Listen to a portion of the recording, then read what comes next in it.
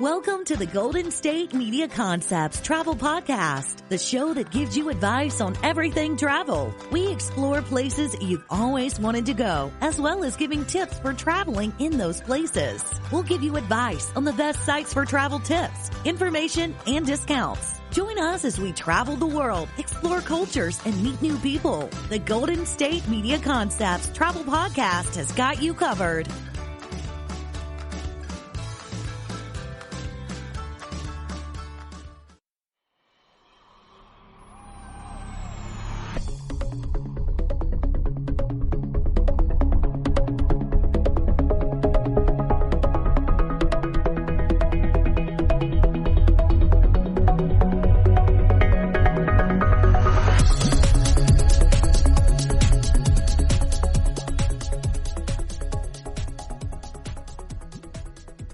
Thank you for tuning in to the GSMC Travel Podcast. I'm your host, Brian Chambers. Hello and welcome to the show.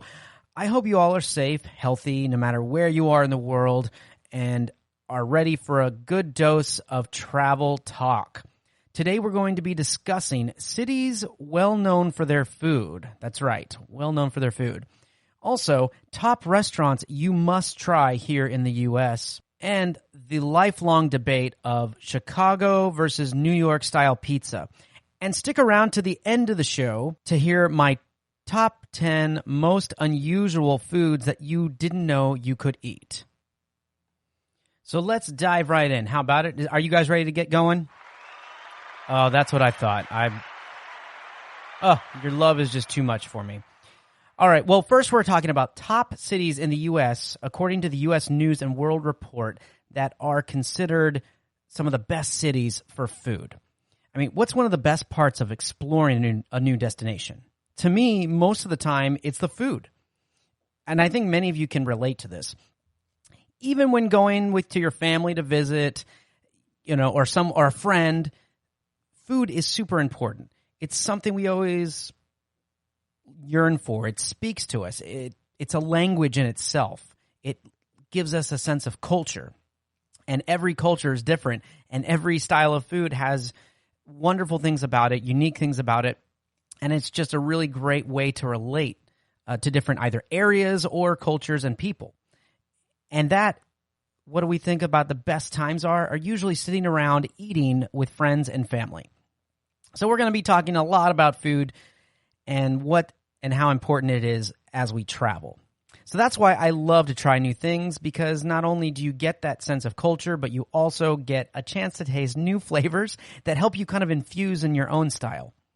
I think it's easier for us to picture food from other countries like France, Italy, Japan, more desirable foods when traveling that we want to eat. Those are usually the first thing to pop up. I believe we have an incredible cuisine being created here in the U.S. right now. It's an infusion of so many different cultures, and there's a lot to choose out there. Being as big a country as we are, it just lends itself for a lot of variety. And I know what you're thinking. Can we really narrow it down to some of the best cities for food? Well, to answer that, maybe. I think having definite areas that have more of an influence is perceived as we go through these, but that doesn't mean that there aren't other cities, whether they're small or big, that have fantastic food scenes and great culture to them. Everyone has their own style, their own flavor. These are just a few, in my opinion, and according to the U.S. News and World Report, these are some of the top cities that are known for their food. So let's get right to it. Okay, I'm going to go through a couple of these. Some of them you may or may not agree with. I tend to agree with most of the top 10 of this list, but I did throw out lots of extra honorable mentions towards the end. So let's get started. San Francisco was ranked number 1. Now, this is one I don't necessarily agree with, but I haven't been there long enough or tried enough of the restaurants and food areas. They have great market, great seafood. When I was there, I did have wonderful, wonderful meals. And I'm not a big seafood person. My wife can attest to that. But I had great seafood while I was there. I really enjoyed it. San Francisco is a wonderful area, but maybe to me it was the fact that we didn't know it well enough and didn't spend enough time there to really get a sense of the cuisine. But it is ranked number 1 in the U.S. News and World Report. So try it. I think it's got fabulous food. Why not? Number 2, I wholeheartedly agree with this as number 2, New Orleans. New Orleans is an interesting city because you have what you think of that crazy nightlife and the party and jazz and everything. And then you have this Southern style of cooking and Creole cooking that is just delicious. It just melts in your mouth. I'm going to talk about a couple of the restaurants in New Orleans that I'm going to recommend later in a segment. But the food around New Orleans in general, you're not going to find something that you dislike. If you're not a gumbo person, if you're not a spicy person, there are plenty of options for you. There's this French style that is mixed in with the Southern style, and it is just wonderful. And there's so much. There's so many different areas and little shops that you can go in that you didn't even know were there, and you can walk out with just this water, this melting in your mouth that's just amazing. So New Orleans, I agree with that as number 2. They said number 3 was Chicago, and I agree with this only for my personal reasons. I think it should be, in the overall scheme of things, a little bit farther down the list. Chicago is a wonderful, wonderful city. I love Chicago. Every time I go there, I have a great time. I enjoy the food so much, whether you're looking for steak, whether you're looking for burgers or Italian or whatever. It's a large city, so you're going to be able to find different styles of cuisine there. So it's not a matter of choices. You have so many choices. But just in general, the way that people in Chicago, the restaurants in Chicago, have their restaurants, the way all of the restaurants kind of operate, I love. I've never walked into one in Chicago and just been like, oh, I can't stand this place. It's always been wonderful food. So Chicago is definitely agreed with as number 3. Now, no surprise here, number 4 being New York. And I've been to New York many times. I've had wonderful food. I've also had some places in New York that I could not stand. Like any of these cities, there's going to be restaurants or places that you go and eat, and you won't agree with it. You'll think that this is not really your style or it's not great food. But there are so many things in New York, and New York is so big. They get almost 1 million people a year, or if not a day. I believe it's like 1 million a day that are visiting New York. Of course, not now during COVID, but you have so many people coming in and out of that city, and the city's so big, whether you're going into Little Italy or Chinatown, or you're eating uptown or downtown or wherever it is, you can get Ethiopian food, Indian food. There's just so many, many options. So New York is definitely agreeable that it's up there, but I believe that it's up there because it's New York and it's the sheer size. And why not? They should. With a city that big, they should have plenty of fantastic restaurants. Okay, moving a little bit farther down, number 5, right after New York, is L.A., Los Angeles. And kind of for the same reasons, I think that's why it's up there. L.A.'s being so spread out. Of course, I think L.A. should have been above New York. I have family in New York, so I have a soft spot for that. But I've always enjoyed the California cuisine a little bit more, the dishes out there. And I think that they are just as diverse as New York, but you're going to see a little bit more of a California style put on everything. And I'd take that however you want, but I think that to my preference, I would have put LA above New York just for my own personal experiences. Now, moving to the next one, I think this actually should have been above both New York and LA. You may not agree with this, but they put number 6 as Napa Valley. I adored the cuisine in Napa Valley. All the food in Napa Valley was fabulous. Now, if you're talking about service, table service, and things like that, that's a little bit different. You're kind of in the valley, and everyone is kind of moving at their own pace. It's almost like island time, but you're not really on an island. But Napa Valley has incredible food. Some of the best restaurants in the world are in Napa Valley. We were there, and I talked about this in an earlier podcast, but we were there for several days, and everything we had, whether it was something from the bakery, something for lunch, or even just like the grocery store, It was incredible. The food was delicious. And you would never have known if you haven't been there. I mean, everyone thinks of Napa Valley only for their wine, but if you think of wine, you should be thinking of food. So if you want to go to Napa Valley, yes, go to those vineyards, check them out, but make sure that you spend plenty of time getting into that food. It's delicious. You're not going to regret it, I promise. Now this one was a little surprising to me because I haven't been there personally, but they said Charleston, South Carolina. Charleston, South Carolina is known, according to them, is known as a rib-sticking comfort food, the authentic Southern staples and fresh seafood, which makes sense because it's right there on the coast.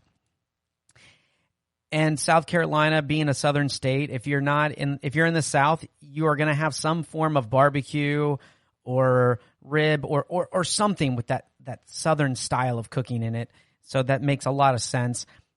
I would be very interested to try some of the restaurants, but go on Twitter, let us know what is your favorite dish, or if you've been to Charleston, if there's a restaurant or somewhere that you love, let us know. I mean, that'd be awesome. Number eight. I've had too many people, either in my family or friends, that have been here that have done nothing but talk of the food. And if they go at the right time of the year, the weather. But Seattle, Washington, I've had so many people go up there and all they do is talk about the food. Going to the markets, they said, is the number one thing that they love doing the most. My brother did a food tour when they first moved there. Of course, when you first move to a city, you tend to want to do all the touristy things and get really involved in what you're doing. And then once you're there long enough, it becomes who's coming in town? We'll take them to do this. But the markets and the seafood and everything is apparently fantastic. I am dying to go. I've heard nothing but great things. Lots of variety up in Seattle. I completely see why this makes their top 10. Number 9, this one surprised me a little bit too, but of course I haven't been here specifically. Portland, Oregon. They put Portland, Oregon at number 9. Portland is a very pedestrian-friendly city, which is great. Great for hikers, great for outdoor, if you're a really big outdoors person. I mean, it borders several rivers. And Portland apparently has a lot of food carts. And that's what they're best known for. It's one of the most affordable and diverse street food style of eating in the U.S., according to them. And I love that. Food trucks have made a huge impact in recent years of being very popular, and not just crappy food, but it's been delicious, first class, high rated, fine dining food that you get that is mouth watering and you just have to have more. So I would be extremely excited to go check this out in Portland. So if you've been to Portland and you know a couple of restaurants, make sure you send them my way so I can get that list. Number 10 is near and dear to me. If you listen to the podcast, you will know that I am from Texas. And not only am I from Texas, I live in Houston, Texas. And number 10, they rated as Houston, Texas, being number 10 in the top 10. I was so thrilled for this to make it. I'm very biased with it when it comes to this, because when people think of Texas, they think of barbecue and Tex-Mex. But Houston is a very, very diverse city and has a very diverse culinary scene. And again, not trying to be too biased, but some of my favorite restaurants in the world are here in Houston. From Southern style cooking infused with fine dining, it is awesome. And I do have some recommendations for down here if you are going to be in Houston in my next segment. So you're going to want to make sure you check that out to hang around. Now, those were the top 10, but I am going to throw out a couple honorable mentions. Now, some of these I have been to and some of these I haven't. The first one, Nashville. I'm going to throw out a little love to Nashville. When I was in Nashville, everything was delicious. Again, I'm a Southern style eater, so I love that. It was wonderful. Nashville makes my list as an honorable mention. The next one is Austin, Texas, which was great that they had Austin in the top 20. I'm going to throw out love to Austin because it is a city that's, if not more diverse than Houston, just as diverse, and their food scene is wonderful. Austin, the food is wonderful in its own right, but it's not exactly, I wouldn't rank it above on fine dining, but they have incredible barbecue, incredible places that you're just wanna see. The last one I'm going to mention that I'm giving a nice honorable mention to is the ATL. That's right, Atlanta. I've enjoyed going to Atlanta. They have some incredible restaurants over there, incredible chefs that come out of Atlanta, and the food is awesome. I'm not going to lie. There wasn't one place I went to that I didn't enjoy. And honestly, one of my favorite places, I'm a little biased because I follow this chef, but there was a restaurant I went to called Flip Burger, and it was basically high-end burger joint. It was delicious. I can't even tell you how good it was. I'm now dreaming of those burgers right now, wishing I could go back there. So there you go. There are my honorable mentions and the top 10 cities that are recommended for food, or the top cities for restaurants, according to the U.S. News and World Report. Coming up after the break, I'm going to be talking about top restaurants that you must try. So we're going to get a little bit more specific. So stick around because you don't want to miss it. Are you tired of the same old news? Are you sick of the seemingly endless political spin and negativity? The GSMC America Still Beautiful podcast is a weekly news podcast covering all the top positive and uplifting news stories. We cover stories that will inspire, uplift, and remind you of the good in the world. Tune into the Golden State Media Concepts America Still Beautiful podcast to get all the great and positive news stories of today. Download the GSMC America Still Beautiful podcast on iTunes, Stitcher, SoundCloud, Google Play, or anywhere you find podcasts. Just type GSMC in the search bar.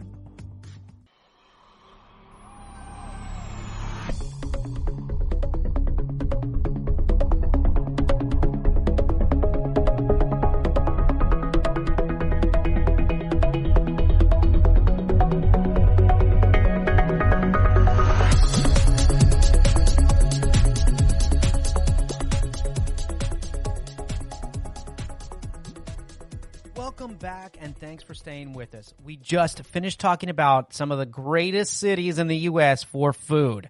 That's right, a collaborative list. I happen to agree with many of those. But make sure you stay tuned till the end to find out the 10 most unusual foods that you could possibly eat. I know, the anticipation rises.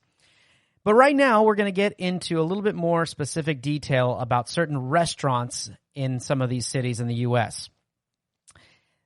This was actually really hard to talk about and narrow down because there's so many fantastic restaurants, some who I've heard from reputation and some that I've actually tried personally. So we're going to start with the list of restaurants that are rated very high according to Yelp and the Thrillist and other areas or other people, or word of mouth, okay? And we're going to start with the big one. I'm going to start with the big guns. The French Laundry in Napa Valley. It's a James Beard Award-winning restaurant, which is Chef Thomas Keller's iconic French restaurant. There's two menus, the chef's tasting menu and the vegetable tasting menu, and no ingredient is ever repeated. That's pretty impressive. They have won 3 Michelin stars. That's just incredible. In fact, when we were in Napa, we tried to get into this restaurant. Apparently, if you do not book a reservation, minimum of 6 months, you have to know someone to get you in there. That's how crazy this is to get into this restaurant. Also, know if you do get into this restaurant, number 1, I'm jealous. 2, you have to have a blazer. It is dress code. So make sure that you know that going forward.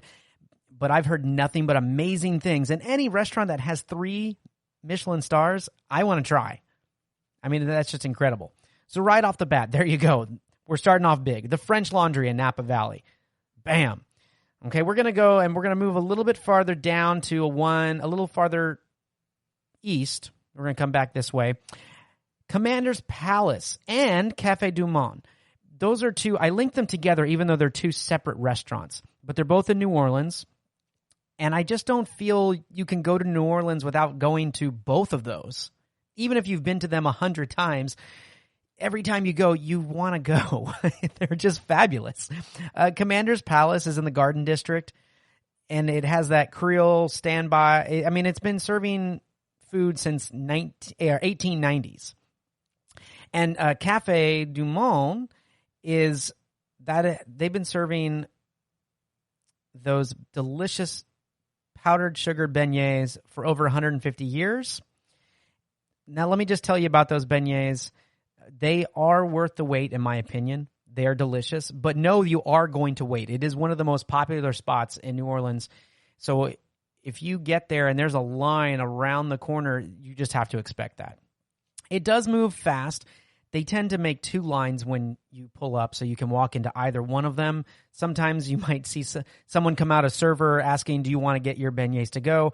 If you don't want to wait for a table and you just want those beignets, which it's great to do. You can order them, get a bag, and then go walk around New Orleans a little bit and enjoy a little bit more of the city while you eat your beignets. It's a really neat experience to sit in there, but it does get a bit crowded. So that's always an option. But the beignets themselves are delicious. Now, Commander's Palace, it was a Christmas dinner or a New Year's dinner during our travel that my wife and I got a chance to go eat there. And I can still taste the braised short rib. I mean, it just fell right off the bone. The souffle we had.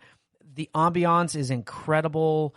It has that very much New Orleans style that you're just picturing as you walk in.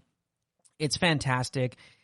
Now the price is if you're looking for more of a budget-friendly place, this is definitely not that. But if you don't care about the price, it is worth it. You just get on those reservations early, because it's another one that you have to get reservations for in advance, and they book up very fast. Now, not quite as much as the French Laundry. They won't book up as quickly. But it's something that if you know you're going to New Orleans, go ahead, scout that out, look for reservations that you can get, and you will not regret it. I promise you that. Moving down a little bit more again towards my own hometown here, Houston, Texas, I'm going to throw some love out to Georgia James. Chris Shepard is a James Beard Award-winning chef, and Georgia James is known for the cast iron seared steaks and southern-infused fine dining, lots of cold seafood and seasonal sides. Now, Chris opened Georgia James to be the steakhouse that cares, but sourcing a quality product. And that is according to their website. But I have been there. I've been there more than once. And it is delicious. My favorite things, actually, the desserts and the appetizers were incredible. I loved everything about it. But the appetizers that came out just set me up to not want to move. I already knew as soon as I finished eating the appetizers, I was not going to be getting up anytime soon. We went for my birthday, and it was worth every single bite. And the dessert, oh my word, it's like you're eating so much. And you're like, I need to stop, but I can't. It's so good. So much love to Georgia James here in Houston. It's a wonderful restaurant. If you happen to be in the Houston area, check it out. The next couple of restaurants are restaurants that I found that are recommended on several different websites that you can find. If you type these restaurants in, they're going to say they're highly recommended. The first one is the Philly restaurant, and if you say Philly and you're going to Philly, what's the first thing that pops to your head? Philly cheesesteak. That's right. If you go to Philly, you got to get a Philly cheesesteak. And I looked at where is the top place or where is the best place to get a Philly cheesesteak, because it could be anywhere. But the most recommended restaurant that I saw on the searching the internet was Pat's King of Steaks. Philly's original 24-hour cheesecake shop with chopped rather than sliced meat. So they chop it rather than slice it. And apparently there's a rival with the restaurant across the street. So they say if you go to Pat's King of Steaks, then you're supporting the real Philly or it's the competition. You've chosen your side, basically, if you go there versus the restaurant across the street. And it's kind of a la carte line, the way you wait for it. So it's not a sit down restaurant. So you just go. So just know if you are in Philly and you're there during wintertime and you want to go get a Philly cheesesteak from Pat's King of Steaks, you're going to be waiting in line, and most likely the majority of that wait is going to be outside. And people they wait for it, so it must be that good.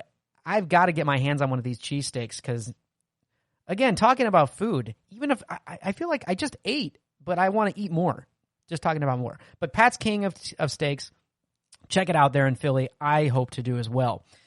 Another one I found, I was watching a YouTube channel, and there was this traveling couple that went to this, they were in Kansas City, and they were doing their vlog, and they stopped at this place called Joe's Kansas City Barbecue.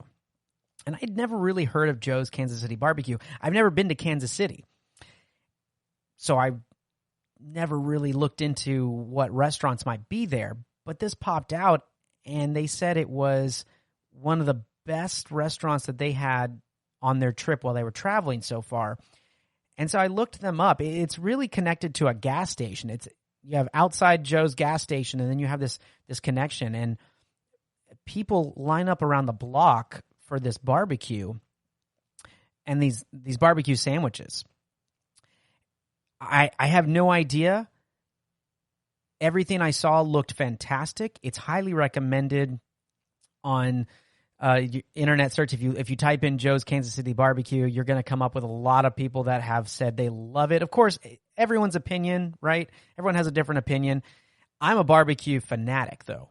I will try anything barbecue that if you put it in front of me. I think I've tried everything within my area, within probably a couple 100 miles of where I live, of just barbecue alone. And even when I travel, like when I was in Memphis, I'm going to throw this out there. We tried Rendezvous, which is a big barbecue restaurant there in Memphis. And it's a really neat restaurant because of where it's kind of a back alley entrance, and it's not a very flashy front, but then when you go, you see it, and the place is huge when you walk in. And apparently it was frequented by the Stones and Justin Timberlake and celebrities like that. But they use a dry rub, and everyone talked about how wonderful and fantastic the barbecue was in Memphis. And it was good, but it was that dry rub, and I'm not really a dry rub person when it comes to barbecue. So for me, it wasn't my top place for barbecue, but it was good. So if you are in Memphis, check out Rendezvous. It's a really, really neat place. And speaking of Tennessee, we're going to stay in that area. Okay, this I had to look up because when I looked this restaurant up, I found a lot of searches that this popped up. It's called Prince's Hot Chicken Shack. That's right, Prince's Hot Chicken Shack in Nashville. And I looked it up, and I found it I went on their website, and you can go to their website. It's actually called princeshotchicken.com. And you can find out, and you can read this story. But basically, 70 years ago, Thornton Prince had a tendency to get himself into trouble, basically, is how the story goes. And he would come home with friends, and after being out and having a good time, and apparently possibly smelling of another lady's perfume, his wife had it, and to get back at him, she put hot peppers in his fried chicken. I mean, she just went right for it. She's like, all right, well, all you want to do is eat. I'm just going to throw some hot peppers and get at you. But apparently the plan backfired because Thornton he really liked it. He liked the spicier chicken, and he kept asking for more and decided to turn his wife's angry reaction into this restaurant. And so that was how Prince's Hot Chicken Shack in Nashville got started. And again, if you are a fan, as I am, of spices and spicy chicken, I mean, how many times if I'm going to get a spicy chicken sandwich, or if I'm going to get a chicken sandwich, it's going to be a spicy chicken sandwich. You need to try out Prince's Hot Chicken Shack in Nashville. Been around for a long time, and they're still running. That's the other great thing about that restaurant. Having family roots and running that is fantastic. I love seeing that with a lot of these restaurants that I'm seeing. Another one, I've never been to Seattle, and I was searching the internet for great restaurants in the Seattle area because how much influence in the food culinary scene that they are with all their markets and seafood. And there was somebody that posted a mention of Matt's in the Market. It's called Matt's in the Market. And so I looked it up, and they said it was hard to find, so it's off the beaten path.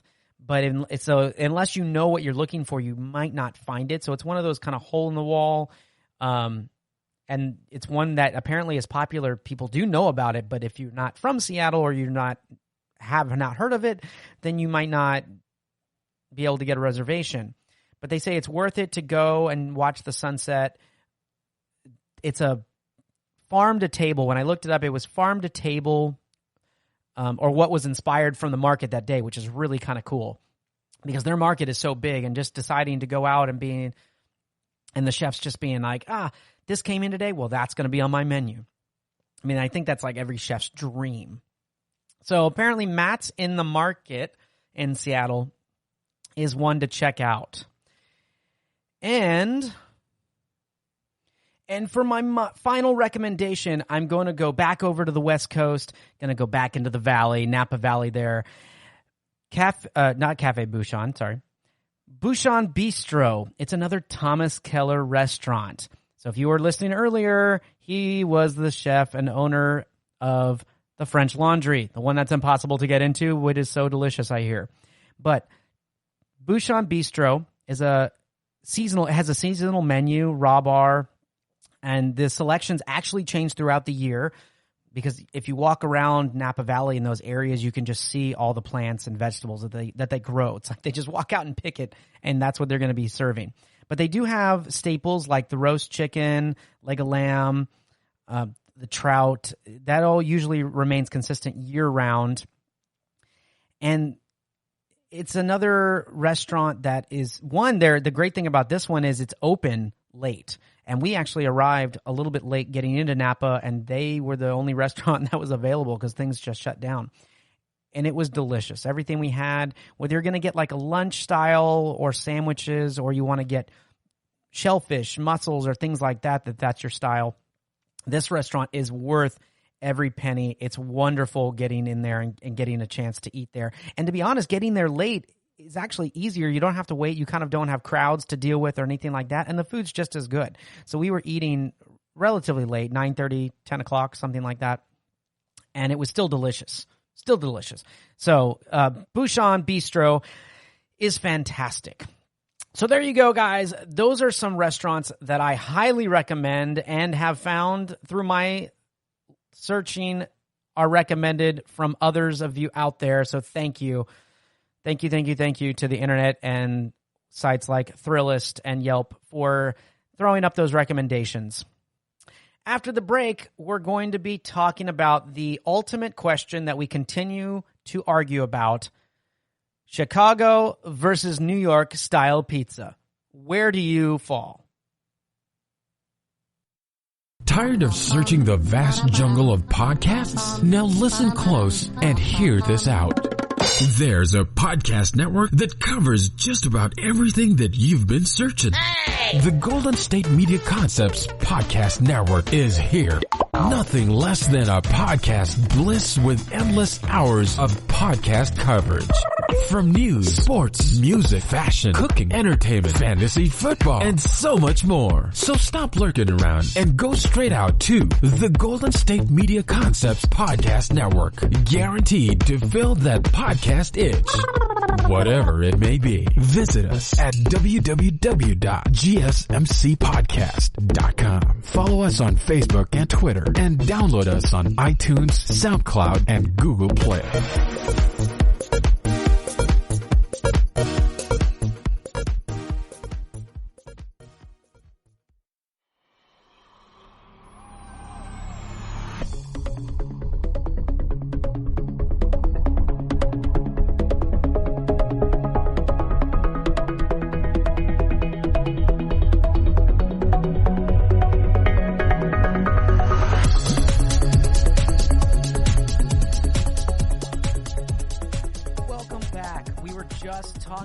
Some restaurants in the U.S. that you must try if you're traveling to those cities. But make sure you stick around to the end of the show. Stay with me because you're not going to want to miss some of the most unusual foods you never knew you could eat. Right now, we're going to get into that age-old question that plenty of people have been arguing about for so long. Even if you don't live in these cities, I guarantee you have thought about this or argued with somebody, or at least you have your own preference. Pizza. That's right. We're talking about pizza, guys. It's not even a U.S. traditional food. We just kind of adopted it. But pizza is always on everyone's mind. You can always have pizza.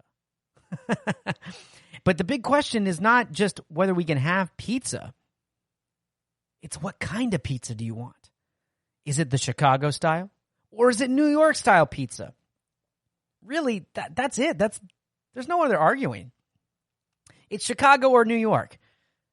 I don't know why. I don't know why you have to choose. Who knows how this came about? But let me just tell you, you're either on one side or the other. There's not really an in the middle. I've tried that. I have family in New York, and I've gone to Chicago plenty of times, and I've had both styles of pizza, and I've tried that. You end up picking one or the other. There's not saying, well, I like this one and this one. Well, you may, but you're going to always have that preference. Everyone in the world loves pizza. Who doesn't? Especially here in the U.S. In 2019, pizza sales were about $46 billion. That's a lot of pizza, guys. That's according to a company called Statista.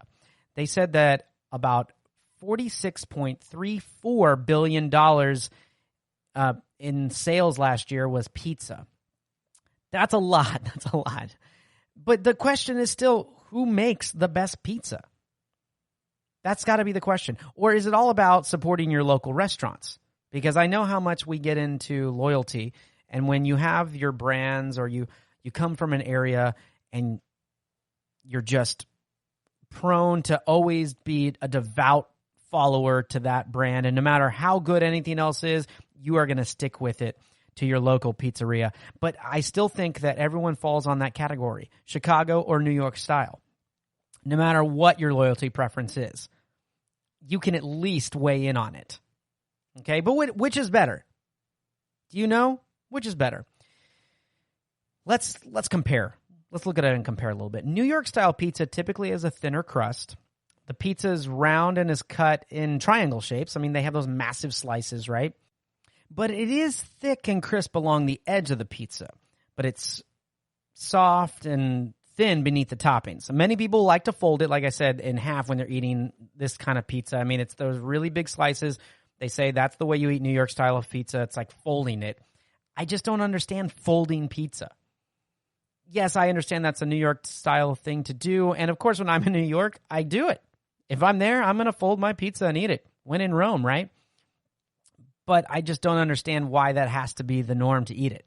Well, let's look at Chicago's crust. Chicago-style pizza has high edges that provide a lot of space for larger amounts of cheese, tomato sauce, and a lot of toppings. Chicago pizza is typically prepared in a deep dish pan. And it can be served as more like a stuffed pizza at times too, but it's a lot thicker. And let's just say you are not going to be able to fold this sucker in half and eat it without your face looking like you just dumped it in the entire pizza. So those are the styles with crust. So far, have you made up your mind yet? Let's keep looking at it. I'm already getting hungry thinking about this too, because when you always think about certain restaurants or certain foods, I believe that you can smell them as you're formulating it in your head. And if you've never been to Chicago, there's a few recommendations that you're going to get, and I'm going to give you mine at the end of this segment. If you're in New York, I do have one preferred place that I go for pizza, but it's not a pizza joint. There's a lot of different pizza joints in New York you can go to, but there's two places that I loved the pizza that I got it from, and I'll give you those recommendations at the end of the segment as well. But let's keep going because this pizza needs more than just a crust, right, to make it happen. So let's look at the cheeses, okay? Typically, New York-style pizza uses grated low-moisture mozzarella, not the fresh mozzarella slices, typically found on Neapolitan style of pizza. Now, Chicago style pizza, because they're deep dish, they often get it and they place a lot more cheese and different types of cheeses. And the best part to me with their cheese is you're placing multiple layers. If you are a cheese lover, I already know which way you're leaning. That's right. But don't worry, there's still more things to come with this debate. But those are typically the cheeses that you're going to deal with. Now, there are other pizzerias in New York and Chicago that do things a little bit different. They all have their own little flair and their own flavor. But these are just typical things that you might think of, or that when you get a New York style or Chicago style pizza, you're going to get. So, you guys are formulating your plan. I can see it. Some of you are now leaning right. Some of you are leaning left.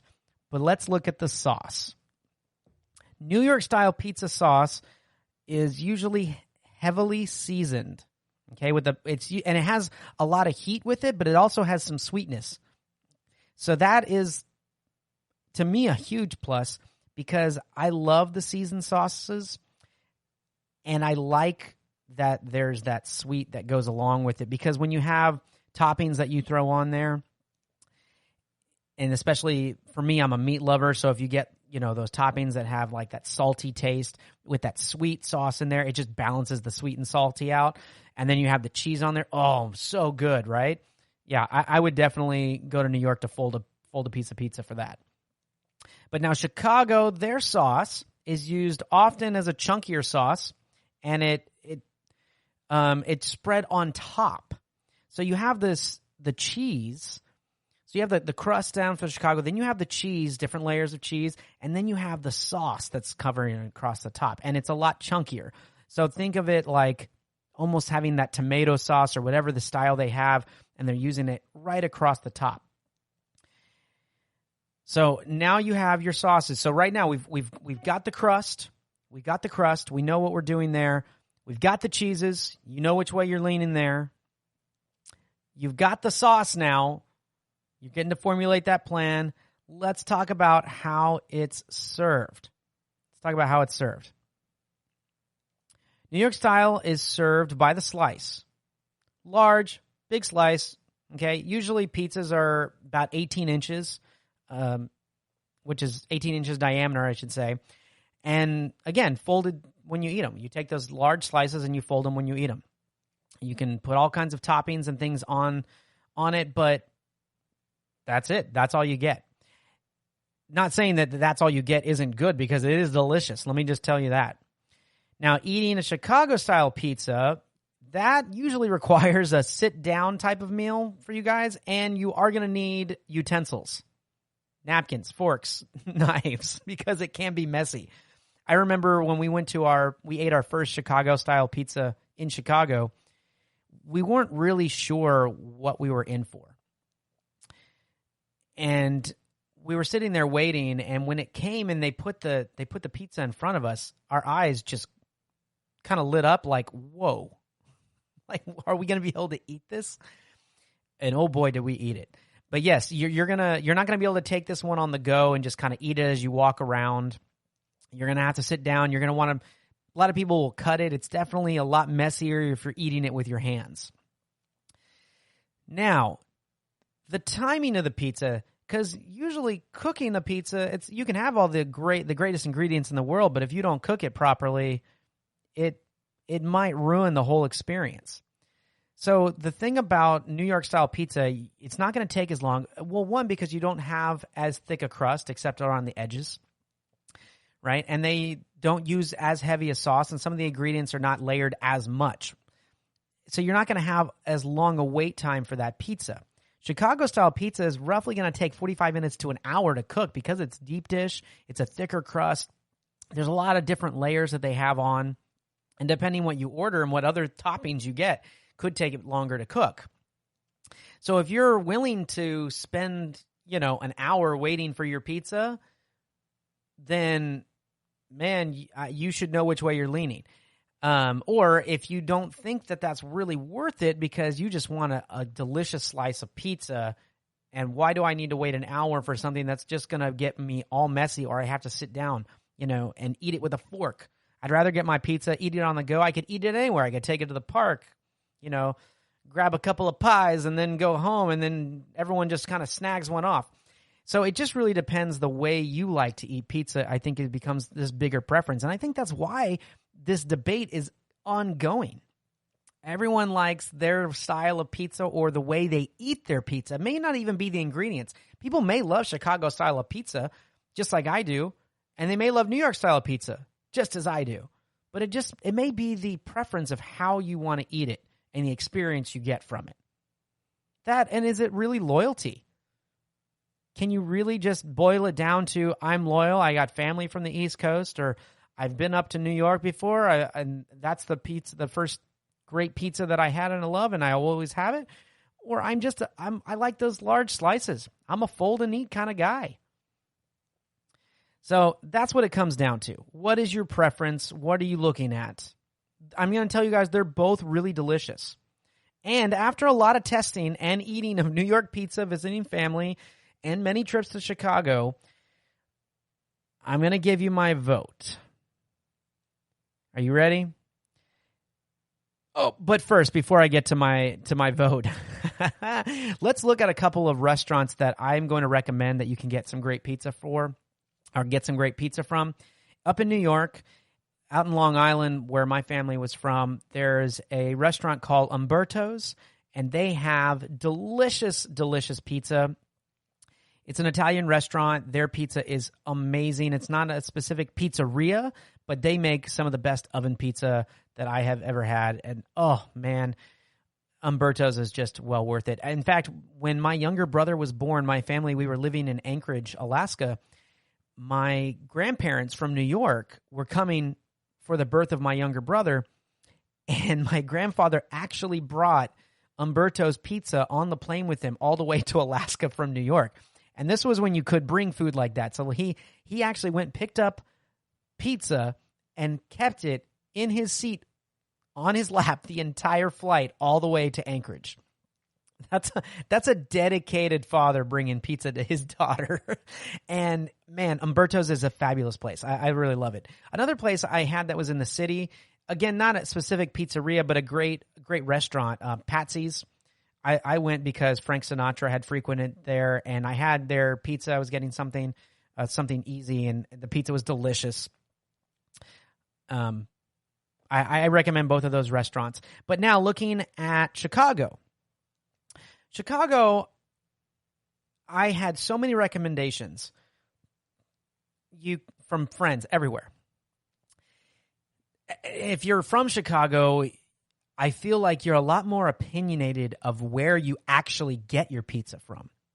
I think everyone loves Chicago deep dish and Chicago style pizza, but I think it's almost an inner city battle of where you got to get your pizza from.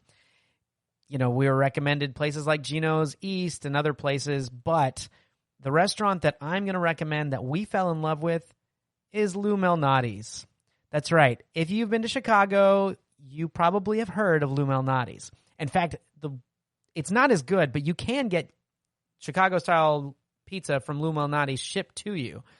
They put it dry ice in a big container, and they ship you a stack of pizzas, and it's really worth it, to be honest. It's not as good as going to the restaurant and being there and eating, of course, in person, but, man, it's the next best thing if you can't get there.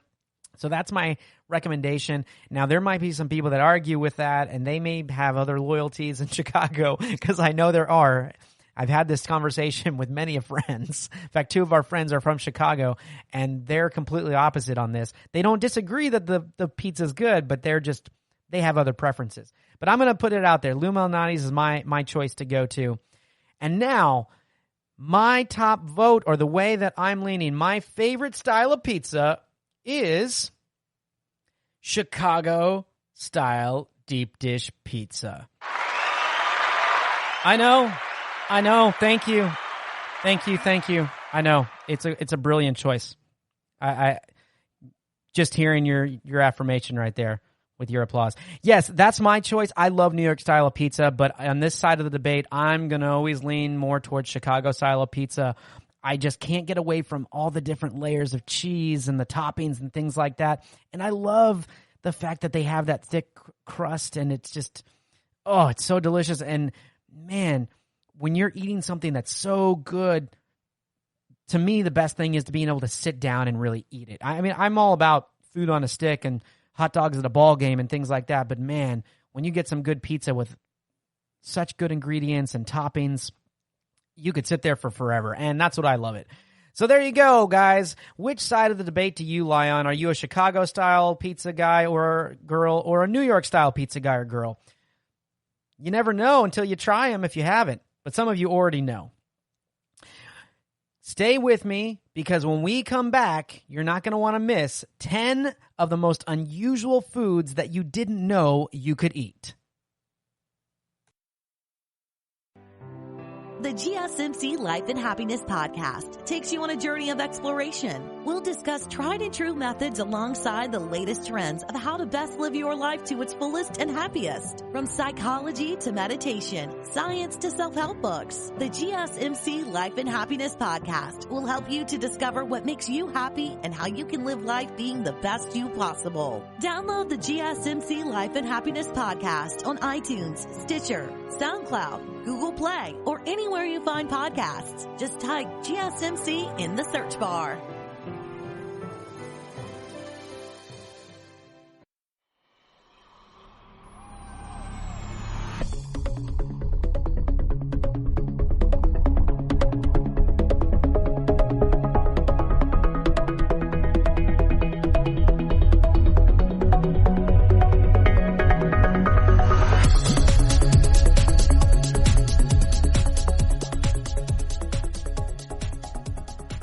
Welcome back. We were just discussing Chicago-style pizza versus New York style of pizza.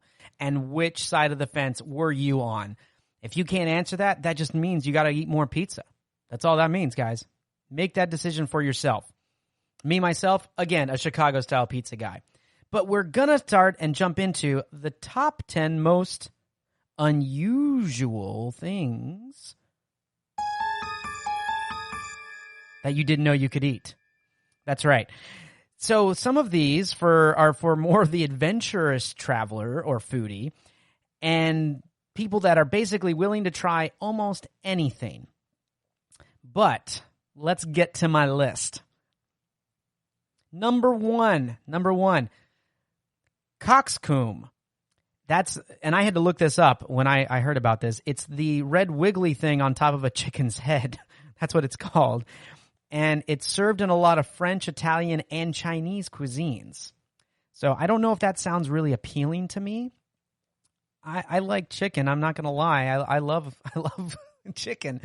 But it's just when they start cutting up the little odd parts of the animal to serve, and maybe it's more of a texture thing to me, which many of these on this list are. and some of it, they might sound, again, worse than they are. And like I said, if you're a more adventurous traveler and willing to take a risk, this might be something you look at. I consider myself an adventurous traveler and willing to try almost anything, but let me just tell you, there's a lot of things on this list that I would at least hesitate with. Number two, ant larva. It's also known as escamoles, or what they say, Mexican caviar. And this dish consists of larvae and pupae of ants, if I said that right, and is considered as a native cuisine in central Mexico. So ant larva. I mean, they always say that it just doesn't sound appealing, right? I'm not quite sure, but that's definitely something that if you are in Mexico, you can be on the lookout for some ant larva. You never know, you may like it. Number three, 1,000-year-old egg. Now, I can't really speak or think that this egg is actually 1,000 years old, but it's going to be the blackest thing that you've ever eaten. The 1,000-year-old egg, and I'm doing air quotes on 1,000-year-old egg, it's more commonly known as a century egg.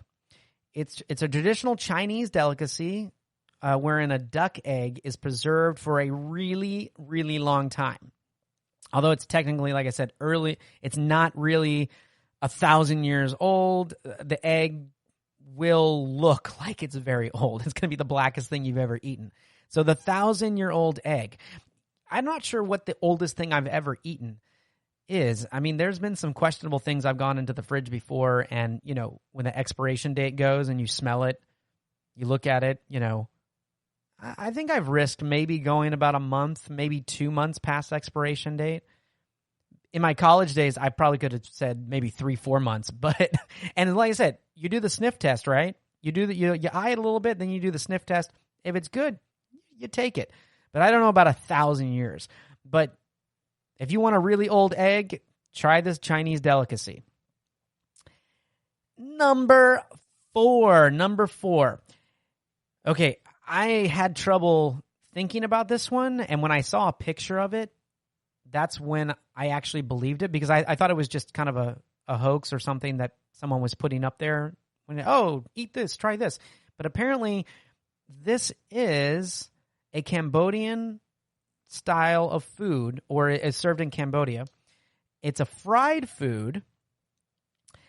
At least it's fried before consuming it. And, oh, sorry, I just got chills thinking about this, guys. It's a fried tarantula. Ooh. I mean, it's a fried tarantula. So just imagine just kind of breaking, what do you just eat it leg by leg?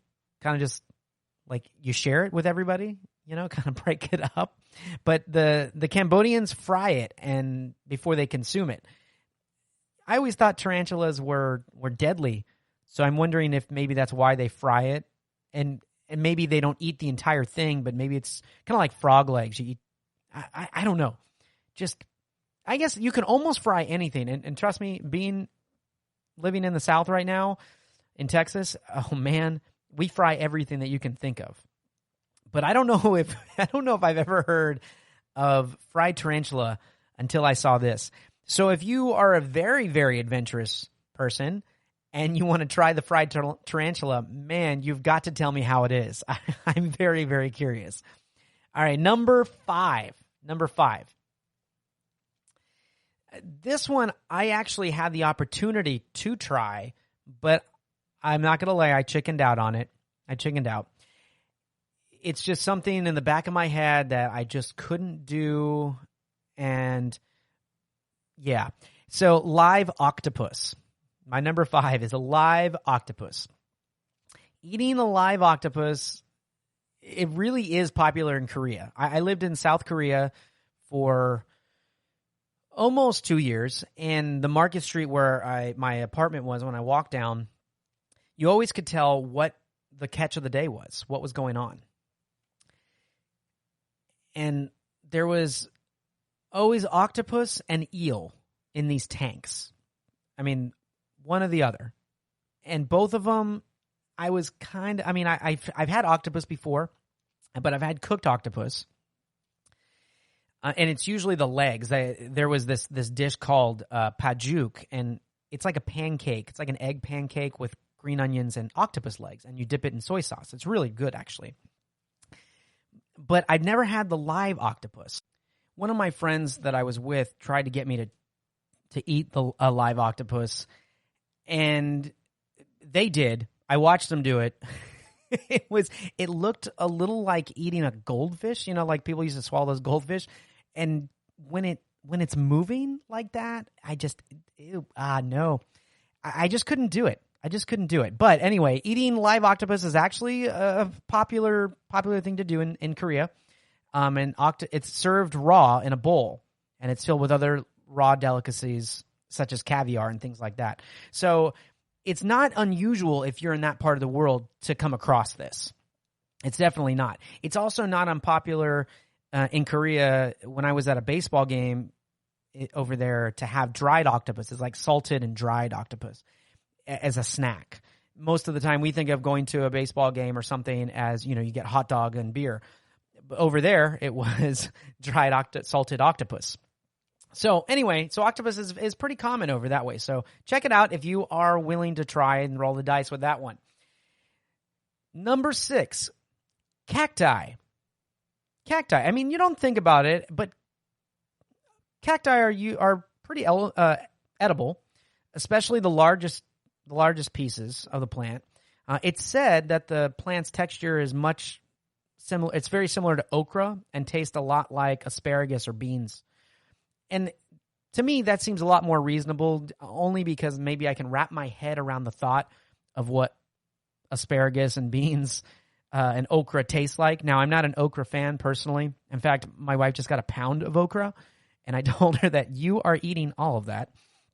It's not my style, but I like asparagus. I like beans, certain beans, like green beans and things like that. I would be willing to try cacti. I definitely would. That one I would roll the dice with. I'm all for. So, and being here in Texas, we have access to a lot of cacti. Number 7. Now, this one I believe just sounds worse than it actually is. And this is one that I would be interested to try, to be honest. And maybe just to say I ate fish sperm. That's right. Number 7 is fish sperm. It's termed as, if I get this right, shirako by the Japanese. That's what the Japanese call it. It's the sac of the fish sperm. Actually, they say tastes salty, creamy, and sweet. So it sounds a little bit more like a dessert, actually, when you think about it. You're just saying that I'm eating fish sperm.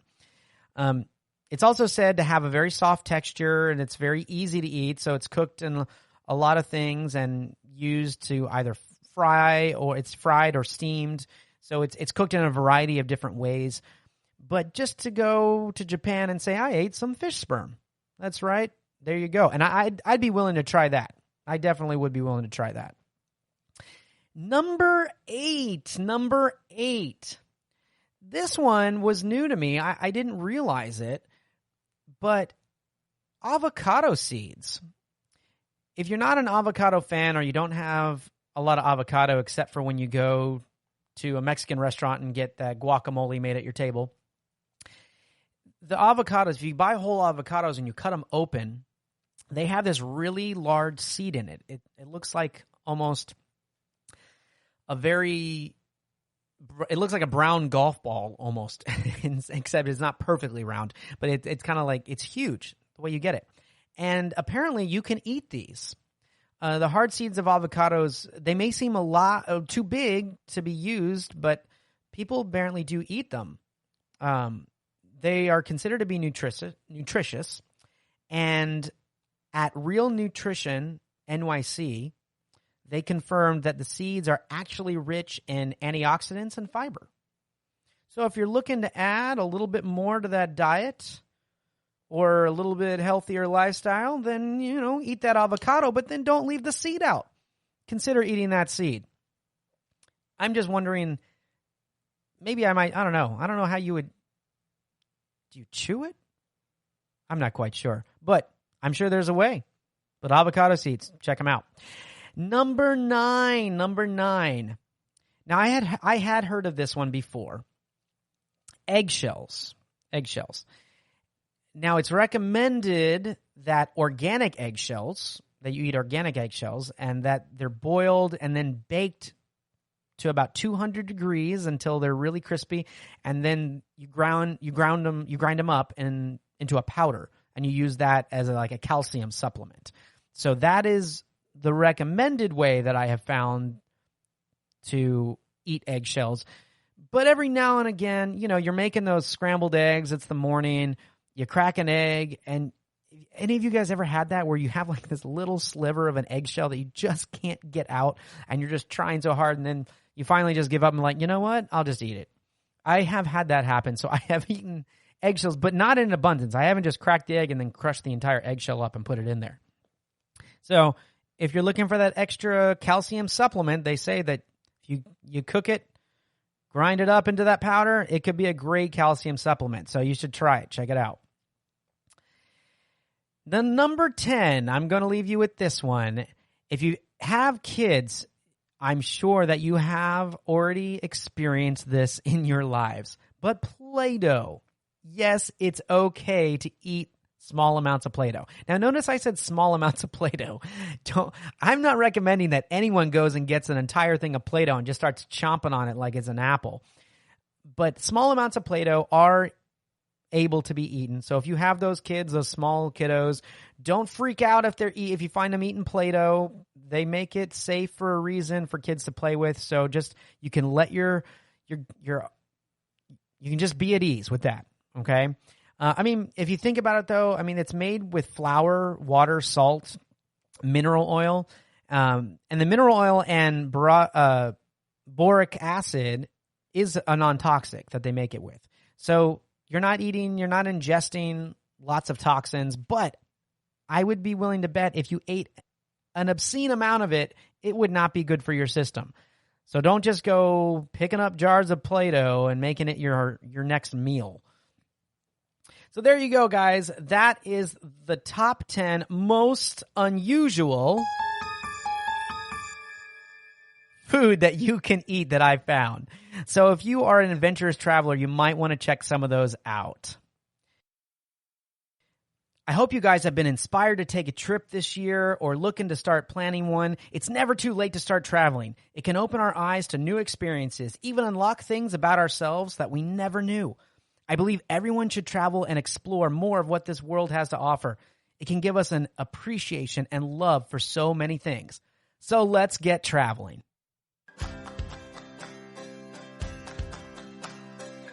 You've been listening to the Golden State Media Concepts Travel Podcast, part of the GSMC Podcast Network. You can find this show and others like it at www.gsmcpodcast.com. Download our podcast on iTunes, Stitcher, SoundCloud, Google Play, or anywhere you find podcasts. Just type in GSMC to find all of our shows from the GSMC Podcast Network. From travel to health and wellness to entertainment and life and happiness to sex and relationships. You can also follow us on Twitter and Facebook. Thank you, and we hope you have enjoyed today's episode of the Golden State Media Concepts Travel Podcast.